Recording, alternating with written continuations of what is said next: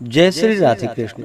आप सभी का आपके अपने YouTube channel VK Mishra present में बहुत बहुत स्वागत है।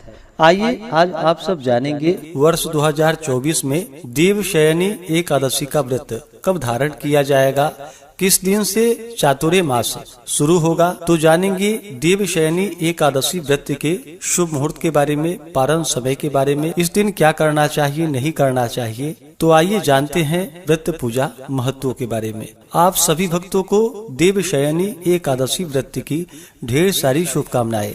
आषाढ़ मास शुक्ल पक्ष की एकादशी को इसे देवशयनी एकादशी और विष्णु शयनी एकादशी के नाम से जाना जाता है।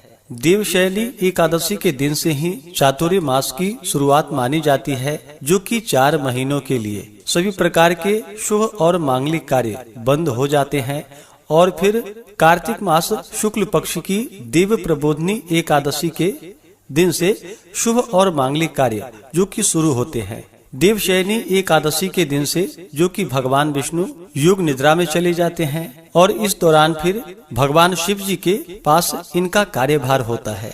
यह व्रत जो कि सभी प्रकार के पापों को नष्ट करने वाली है।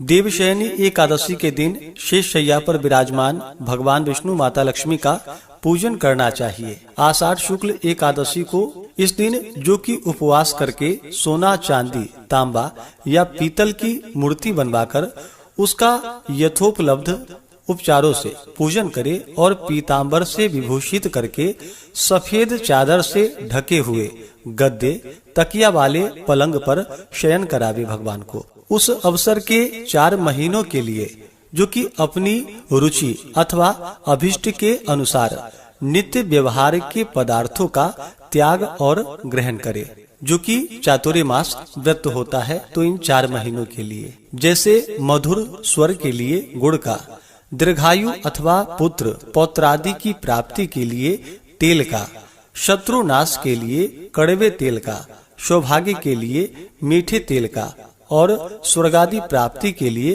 पुष्पादि भोगों का त्याग करे। देह शुद्धि या सुंदरता के लिए परिमित प्रमाण के पंचगव्य का, वंश वृद्धि के लिए नियमित दूध का, कुरुक्षेत्र आदि समान फल मिलने के लिए पात्र में भोजन करने के बदले पत्र का और सर्व पाप क्षय पूर्वक सकल पुण्य फल प्राप्त होने के लिए एक भुक्त नक्त व्रत या अयाचित भोजन या सर्वथा उपवास करने का व्रत ग्रहण करना चाहिए। यदि इन 4 महीनों में दूसरे के दिए हुए भक्ष्य भोज्यादि पदार्थों को भक्षण करने का त्याग रखे और उपयुक्त 4 व्रतों में जो बन सके उसको ग्रहण करे तो महान पुण्य फलों की प्राप्ति होती है।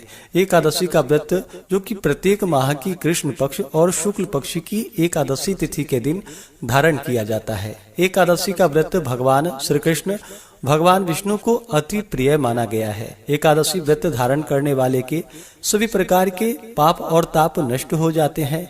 जब व्यक्ति के पापों का नाश होता है तभी उनके पुण्य उदित हो पाते हैं, उसके बाद ही सांसारिक सुखों की प्राप्ति हो पाती है। तो आइए जानते हैं देवशयनी एकादशी व्रत के शुभ मुहूर्त पारण समय के बारे में। एकादशी तिथि प्रारंभ समय जो कि 16 जुलाई 2024 दिन मंगलवार रात्रि 8:35 और एकादशी तिथि की जो समाप्ति है वह 17 जुलाई 2024 दिन बुधवार को रात्रि 9:24 पे एकादशी तिथि की समाप्ति है।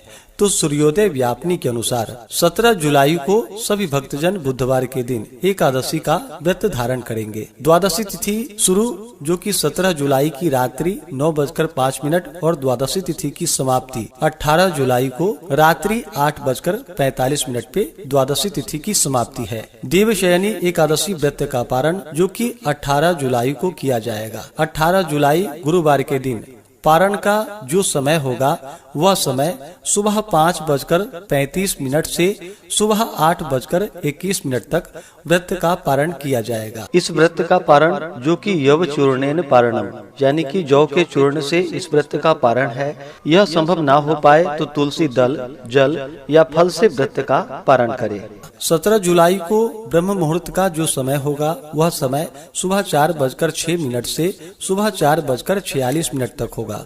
सूर्योदय का समय सुबह 5:18 और सूर्यास्त शाम 6:49 होगा। 17 जुलाई को राहु काल का समय दोपहर 12:04 से दोपहर 1:45 तक होगा और 18 जुलाई को राहु काल का समय दोपहर 1:45 से दोपहर 3:27 तक होगा। राहु काल समय के दौरान कोई भी शुभ कार्य या नया कार्य नहीं करना चाहिए, यह लाभप्रद नहीं होता है, इस बात का ध्यान रखें। योग जो कि शुभ योग होगा सुबह 7:03 तक एकादशी तिथि के दिन, उसके बाद शुक्ल योग होगा। नक्षत्र जो कि अनुराधा नक्षत्र रात्रि 3:13 तक, उसके बाद ज्येष्ठा नक्षत्र। जो भी भक्तजन एकादशी का व्रत धारण करने वाले हैं उन्हें दशमी के दिन से ही व्रत में नियमों का पालन करना चाहिए। दशमी तिथि के दिन सुबह उठ करके स्नान करके दशमी तिथि के दिन जो कि सूर्यास्त होने से पहले ही भोजन ग्रहण कर लेनी चाहिए। रात्रि में ब्रह्मचर्य का पालन करते हुए भगवान विष्णु एकादशी व्रत का स्मरण करते हुए सोना चाहिए। एकादशी की सुबह उठ करके नित्य क्रियाओं से निवृत्त होकर के गंगा नदी में या घर के नहाने के पानी में थोड़ा सा गंगा जल मिला करके स्नान करना चाहिए। शुद्ध वस्त्र धारण करना चाहिए।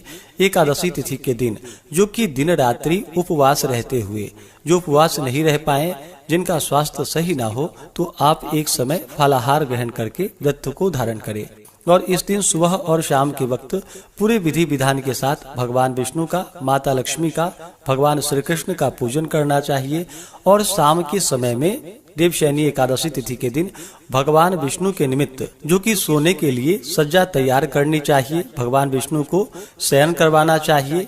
रात्रि जागरण करते हुए, भजन कीर्तन करते हुए समय को व्यतीत करना चाहिए। एकादशी व्रत में भगवान का पूरे विधि विधान के साथ पूजन करके एकादशी व्रत का कथा श्रवण करना चाहिए। इस दौरान विष्णु सहस्त्र नाम, विष्णु चालीसा, पुरुषोक्त आदि का पाठ या श्रवण करना चाहिए। एकादशी व्रत का कथा श्रवण करनी चाहिए। एकादशी की रात्रि जागरण करते हुए समय को व्यतीत करना चाहिए। द्वादशी की सुबह उठ करके नित्य क्रियाओं से निवृत्त होकर के स्नान करके शुद्ध वस्त्र धारण करके भगवान का पूजन और आरती कर लेनी चाहिए। इसके बाद ब्राह्मणों को भोजन करवाए, ब्राह्मणों को दान और दक्षिणा दे और फिर समय के अनुसार व्रत का पारण करना चाहिए। ब्राह्मण को भोजन नहीं करा पाए, दान देने का समय ना मिल पाए, व्रत का पारण पहले ही करना हो, तो ब्राह्मणों के निमित्त जो भी आपसे बन सके अन्न वस्त्र उनके निमित्त निकाल करके रख दे और फिर बाद में जाकर के आप ब्राह्मण को प्रदान कर सकते हैं। इस प्रकार से जो भी भक्तजन व्रत को धारण करते हैं तो उनके सभी प्रकार के पापों का नाश होता है और अंत समय में भगवान विष्णु के धाम की प्राप्ति होती है। तो आशा करता हूँ कि यह जानकारी आपको अच्छा लगा हो। ऐसे ही ज्ञानवर्धक जानकारियाँ प्राप्त करते रहने के लिए, व्रत पूजा के बारे में जानने के लिए, कथा को सुनने के लिए चैनल पे अगर आप पहली बार आए हैं तो चैनल को लाल बटन दबा करके सब्सक्राइब करें